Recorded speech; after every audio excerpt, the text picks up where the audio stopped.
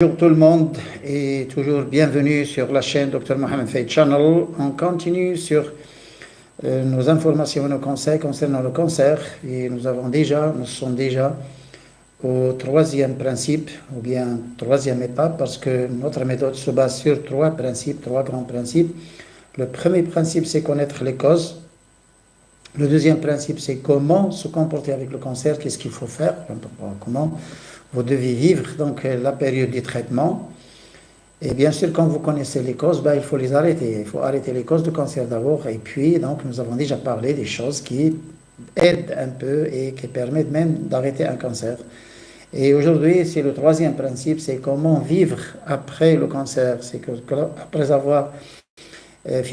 avoir terminé donc la chimiothérapie, la chirurgie, la radiothérapie et tout ça, comment vivre après, parce que quand votre médecin vous dit que voilà, vous n'avez rien, ou il reste un petit quelque chose résiduel, ou des trucs comme ça, c'est là où vous devez commencer. Vous voyez, il y a des gens qui disent, je n'ai plus de cancer, et puis là, ils reviennent à cette vie qui a causé donc le cancer, et malheureusement, il y a toujours des récidives. Et c'est un grand problème avec les récidives. Pourquoi? Parce que les médecins ne disent rien aux gens qui ont déjà subi donc la chimiothérapie, la radiothérapie, ne disent rien. Mais au moins, il faut que ces médecins renseignent les gens, ils disent, il faut, disons, avoir au moins un mode de vie propre et naturel, et il faut s'éloigner de la chimie, il faut s'éloigner des hormones, il ne faut pas trop abuser des médicaments aussi, et puis au moins quelques conseils. Alors, je pense que les médecins, ces petits conseils, les médecins les connaissent quand même. Je sais bien que, disons, la plupart des médecins, ils s'en foutent pas mal, ils connaissent d'ailleurs rien. Et quand on ne connaît rien, on se cache. Voilà, on se cache. Et on dit qu'il n'y a pas de relation entre le mode de vie et le cancer. Pourquoi? Parce qu'ils ne savent rien du tout sur le mode de vie, ils ne savent rien du tout sur les causes de cancer.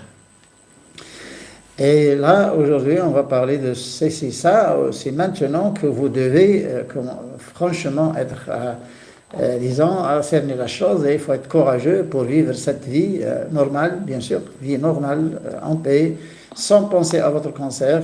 Il y a deux tendances, il y a deux voies. La première voie, c'est que quand on vous dit que c'est fini avec le cancer, il n'y a plus de cancer, et les analyses sont bonnes, l'imagerie est bonne, vous n'avez plus rien.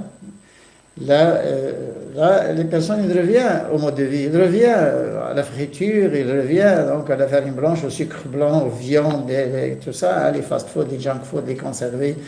Ils reviennent à cette vie qui a causé le cancer, et malheureusement, ils récidivent. Ils récidivent après 6 mois, après 1 an, même après 2 ans, même après 3 ans et 4 ans et 5 ans, parce que les Américains, ils limitent un peu la période après cancer, après le traitement, dans 5 ans. Si vous vivez 5 ans après avoir traité votre cancer, donc c'est bon. Pour eux, c'est bon. 5 ans après le cancer, c'est bon. Non, vous pouvez vivre plus, sans aucun problème, à condition que vous sachiez ce que vous devez faire dans cette vie.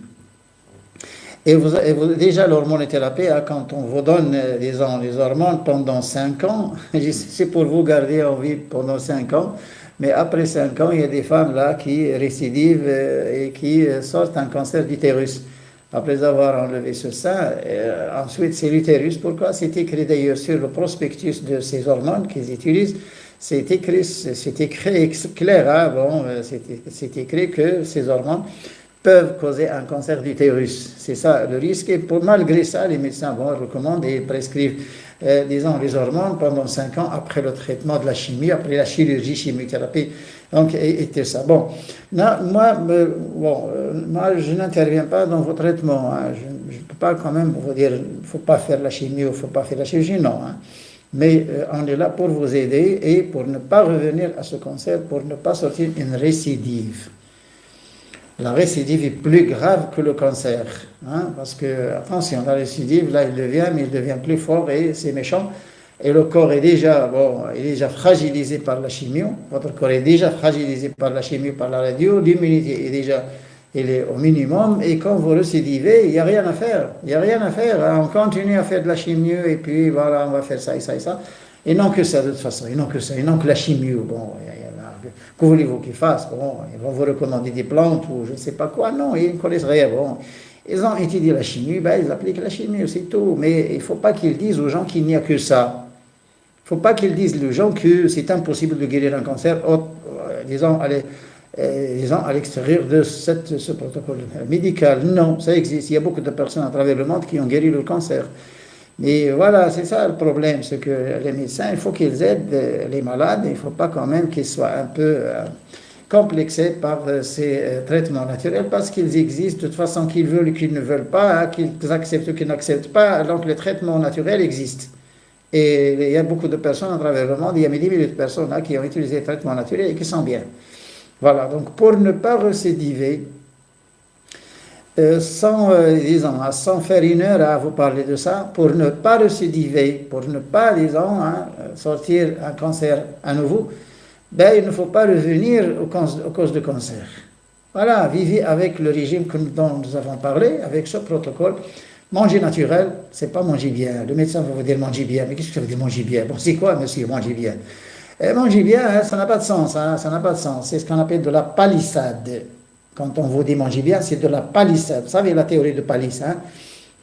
Palisse a dit à une personne, il était allé voir un ami qui allait mourir, qui était malade, il voulait le voir, et puis son ami est décédé.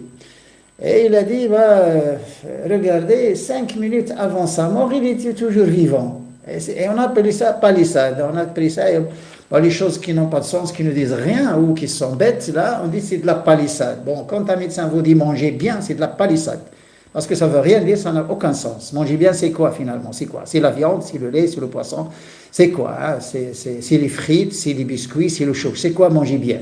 Voilà. Est-ce que c'est manger trop? Est-ce que c'est manger toutes les choses? Est-ce que c'est quoi? Bon, ça n'a pas de sens. Je dis, c'est de la palissade. Manger naturel, cuisson à la maison, régime végétarien à 95%, bon, pourquoi pas.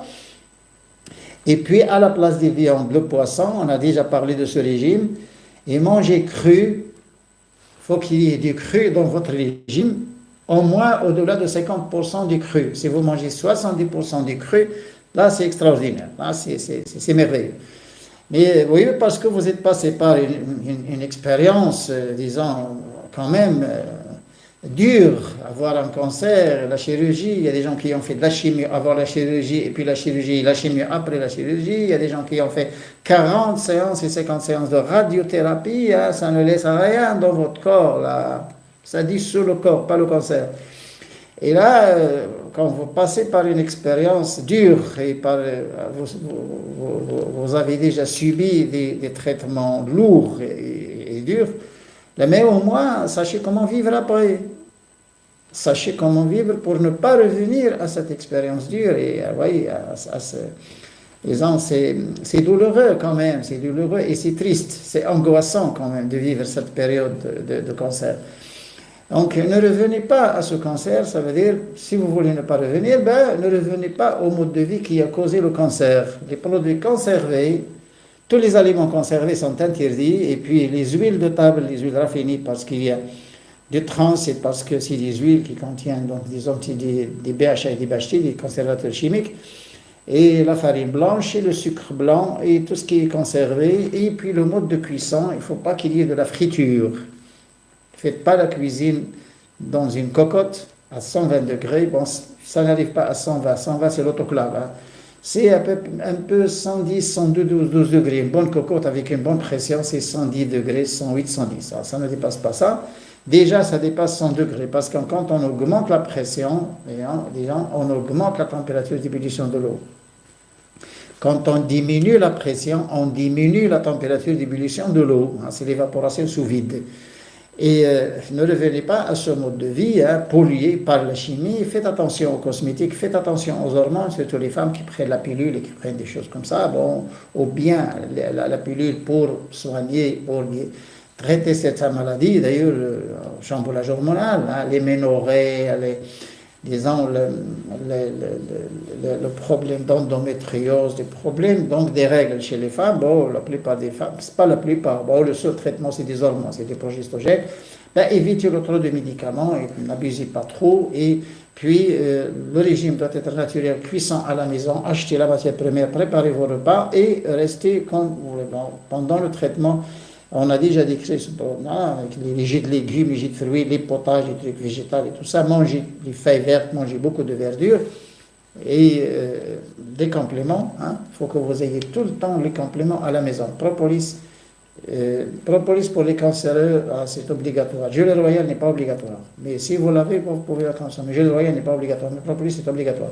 Oméga 3, propolis probiotique. Et puis si vous avez des antioxydants, comme disons la chlorophylle, il y a des compléments riches en chlorophylle comme chlorella et spiruline, et même la chlorophylle, la luzerne, il y a même des capsules de luzerne, là, on parle de chlorophylle pure, ça n'existe pas, mais ils ont une source de chlorophylle. Donc là, ça existe, il y a des compléments riches en chlorophylle, riches en antioxydants. Si vous êtes dans un pays où il y a quand même des choses un peu moins chères, pourquoi pas? Sinon, votre régime alimentaire doit être sain et complet, comme on a déjà parlé, et là, vous ne risquez rien. Mais gardez quand même cette propolis avec vous, parce que ça va quand même vous sauver la vie et ça va quand même vous maintenir en bonne vie, vous ne revenez pas, vous ne récidivez pas. Si vous prenez de la propolis, vous ne récidivez pas. Vous n'aurez jamais une métastase. Les gens qui prennent de la propolis 3 grammes par jour, jamais de métastase. Parce que déjà, le pouvoir antioxydant de la propolis, il est très fort. Il est 50 fois plus que le pouvoir, disons, antioxydant des plantes. Et même 500 fois plus pour certaines plantes, là, qu'on considère comme des plantes très fortes et tout ça. Et la propolis, c'est quelque chose de très fort et c'est un miracle. Franchement, c'est un miracle de la nature. Et puis, le sport obligatoire chaque jour. Buvez trop d'eau, parce que vous êtes passé par la chimio, par la radio, buvez beaucoup d'eau parce que vous avez déjà une déshydratation et vous avez la chimiothérapie, c'est quelque chose de dangereux pour les reins. Pour les reins, vous avez une insuffisance rénale, vous ne pouvez pas quand même suivre un protocole de chimiothérapie.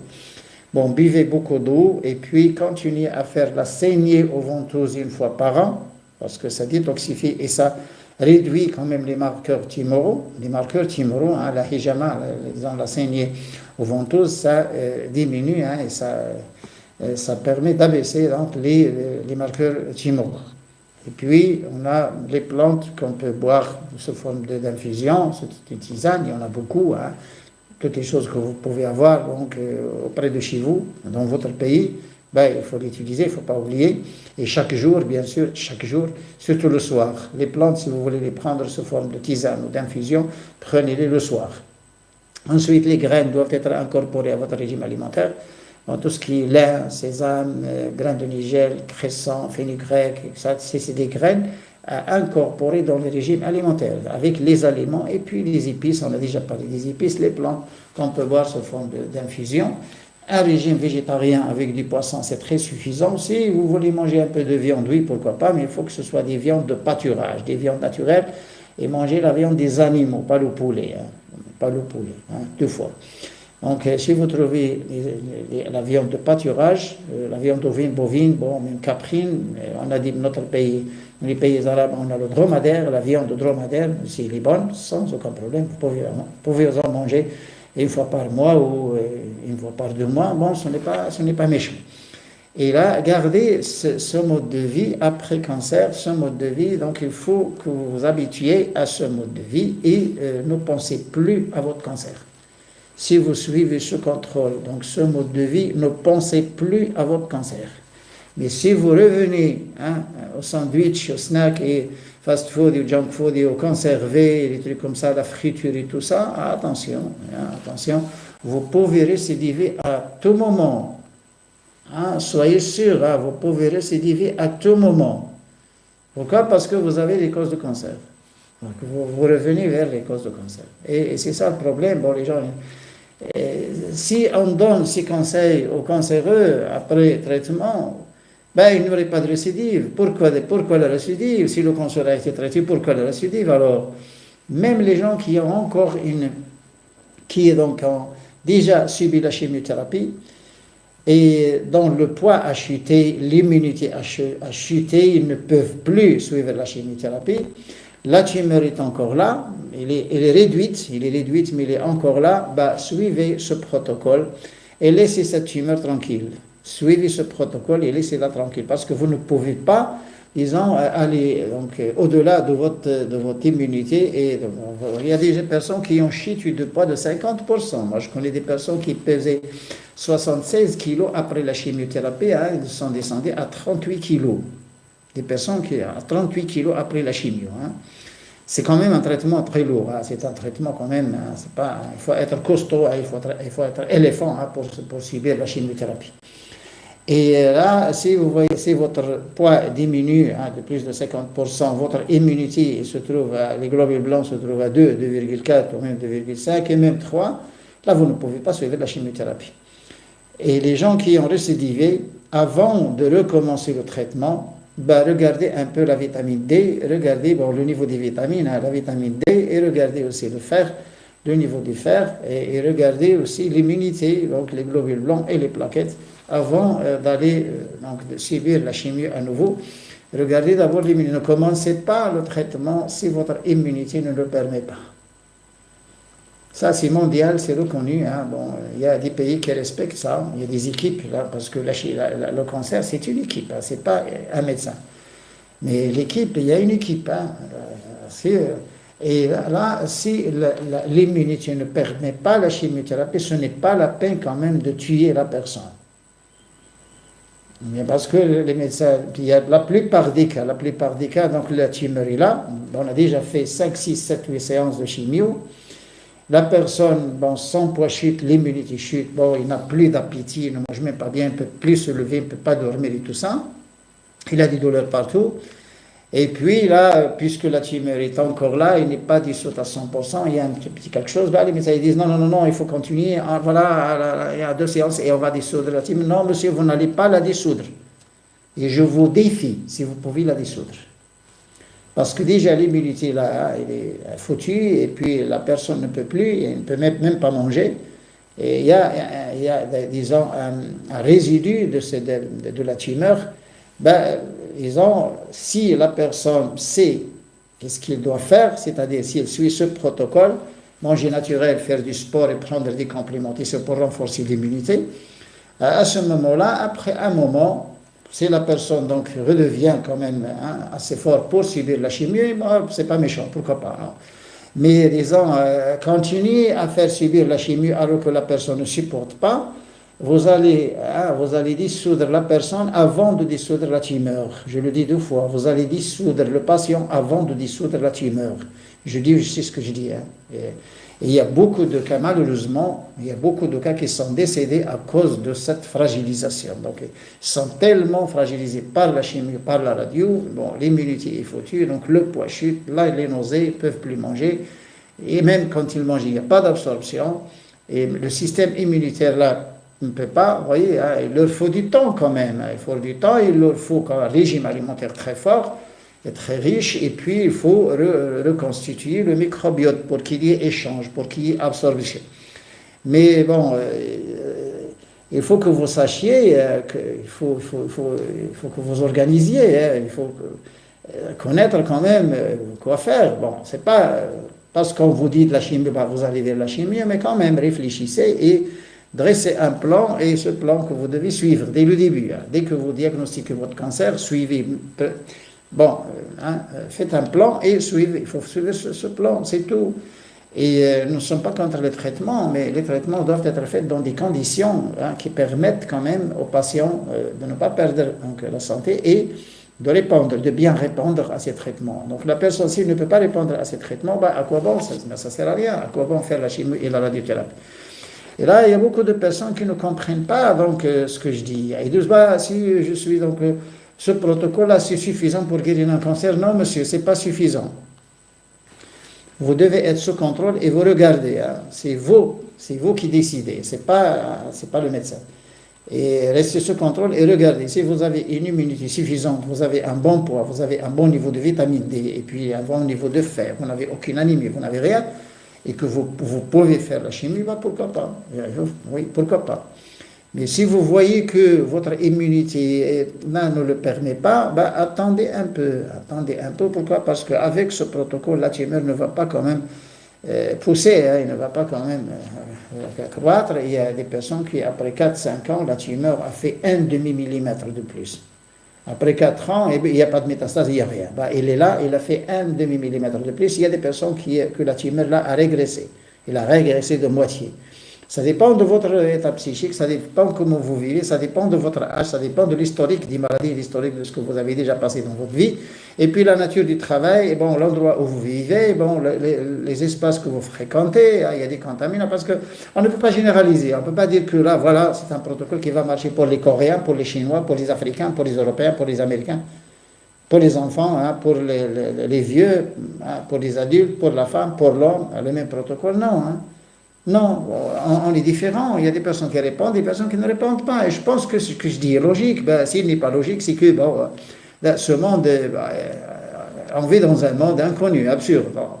C'est logique ce que je dis. Bon, les traitements, c'est pourquoi, d'ailleurs, l'étiologie le dit, les constatations étiologiques, vous connaissez bien qu'il y a des personnes qui ont bien répondu, il y a des personnes qui n'ont pas répondu du tout. Bon, pour le même cancer, pour le même âge, pour le même pays, mais un protocole appliqué en Corée du Sud et appliqué en Suède et appliqué au Niger, bon, regardez un peu, hein. C'est pas la même personne, ce n'est pas le génétique aussi différent, on a le groupe sanguin, on a beaucoup de choses. Bon. Et même la résistance du corps, vous savez bien que disons, les gens de couleur, ils ont une résistance par rapport aux gens qui ont la peau blanche, donc déjà c'est un facteur. Déjà, c'est un facteur. Et c'est pourquoi, d'ailleurs, les protocoles, parfois, ils marchent ne marchent pas. Et ce n'est pas garanti, ce n'est pas sûr. Bon, on tente. Voilà, hein, on tente. Si ça guérit, c'est bien. Si ça ne guérit pas, eh ben dommage. Mais c'est pourquoi on donne ces conseils, c'est pour que la personne ait au moins une assurance de cette immunité et, disons, de la force du corps et il a une assurance quand il mange bien, et quand il fait du sport, et quand il se porte bien psychiquement et physiquement, il est déjà assuré. Bon, il peut subir une séance et deux, mais il faut qu'il soit sous contrôle et qu'il regarde un peu, parce que vous faites une analyse du sang avant chaque séance. Et cette analyse du sang, un bilan sanguin que vous faites avant chaque séance de chimiothérapie, ce n'est pas pour vous, c'est pour le médecin traitant. C'est pas pour vous, hein, c'est pour le médecin traitant, il va regarder, hein, votre immunité, tout ça, est-ce que vous pouvez pas, et à ce moment, il continue ou il arrête.